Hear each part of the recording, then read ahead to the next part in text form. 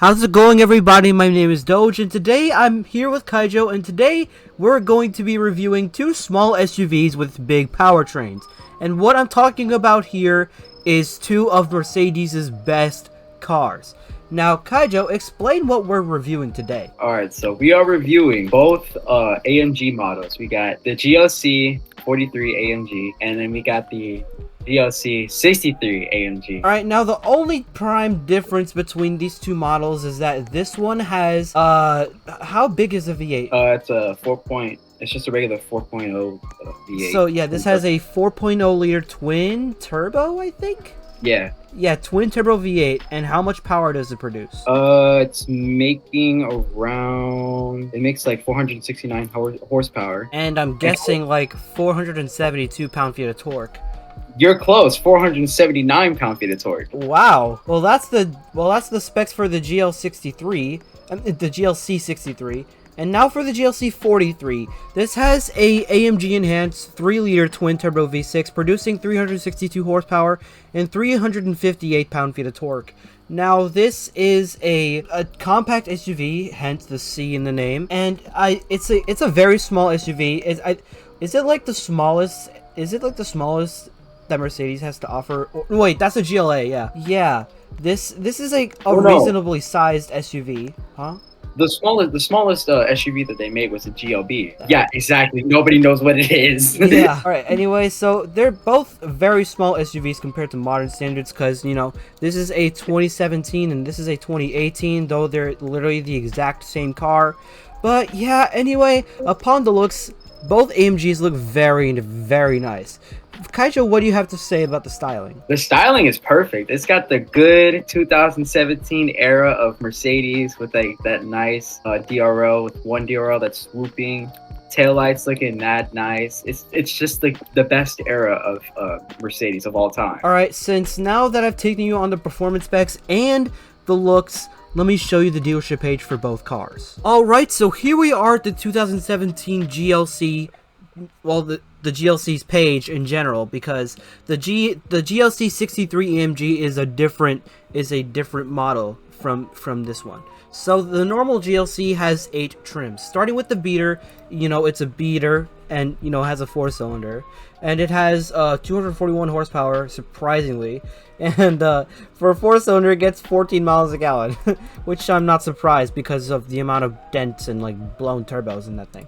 So then we got the 300 all-wheel drive, which is basically the all-wheel drive base model.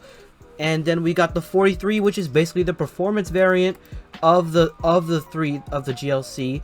Then we got the 308 all-wheel drive sport line, which is another upscale version of the base model. Then we got the normal 300, which is as base model as you could get. Then we got the night pack of the all-wheel drive sport line, which is another upscale base model, which is indeed pretty nice, if I do say so myself. Then we got the 300 Opt. I'm not really sure what that stands for, but yeah, it's rear-wheel drive actually. And then we got the 43 night pack, which is the most expensive trim in the Sports Pass, and now it's back to beater. And keep in mind, almost all of these trims are Game Passes. The only one that's not is the beater. So unfortunately, you kind of need to pay real money if you want this car. So I'm sorry. The color choices are fantastic. As you'd expect, they're factory colors.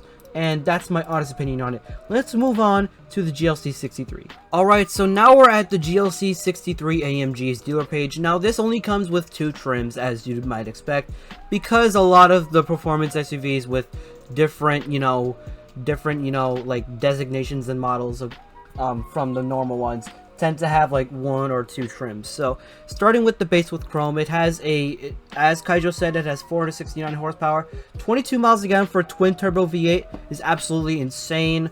It weighs 3,600 pounds. It's all-wheel drive, and then we got the Performance Studio Pack, which is, I guess, like the blacked out version of it. It has the same specs, but I guess the performance has, I think the base 63 also has the V6. But then the Performance Studio Pack must have the V8 because it gets 16 miles a gallon. And yeah, it has the same amount of colors. And like I said, they're both incredibly cool. And as you know, they're factory colors. And now let's move on to how this thing sounds.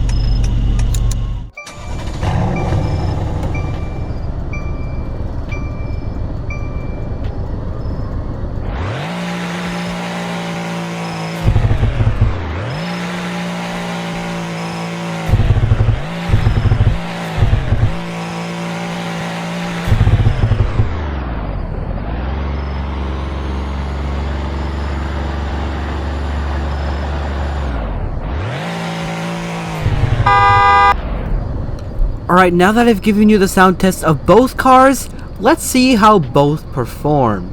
Alright, so the cool thing is, as you might have saw in the sound check, you might have noticed that this has launch control. And yes, both cars have launch control. So, you ready to see the launch, Kaijo? Yep.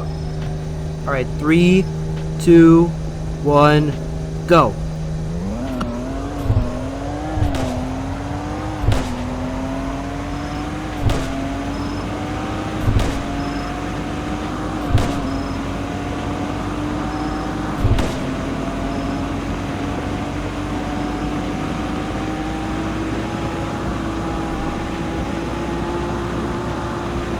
Okay, now it has a top speed of 155 miles an hour. This is all-wheel drive, and it has a 9-speed automatic, as I said before. Let's check the braking. Absolutely amazing brakes from this. What do you think, Kaijo? Hey, look, it's good. It's a good car. I doubted it, but it's good. Yeah, you doubted this before, but yeah, this is almost an entirely perfect daily. Now for your GLC 63. All right, Kaijo, you ready? Yeah. I'm gonna floor it in 3, 2, 1, go.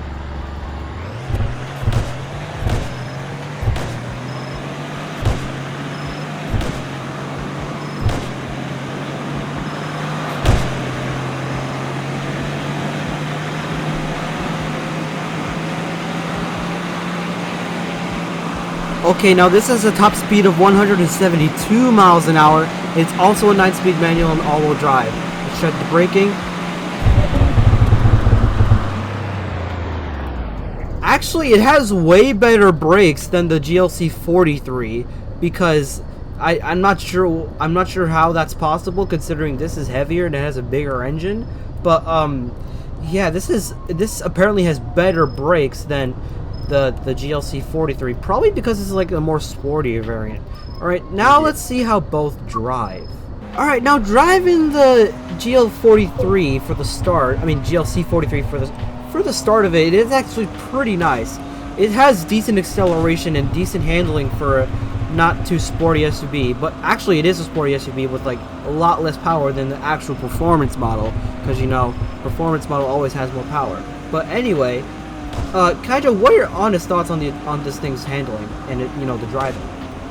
The handling, like I said, when the handling's pretty good, but it's still comfortable. Yeah, I meant to say, like the actual performance, still mind blowing to me because I did not expect that from a V6. I mean, for 362 horsepower, this has like ideal performance in my opinion. Yeah. This is like the ideal like daily driver for like anybody who wants like a not too showy but fast and fun to drive SUV that has like pretty good fuel efficiency, because this gets like 23 miles a gallon combined.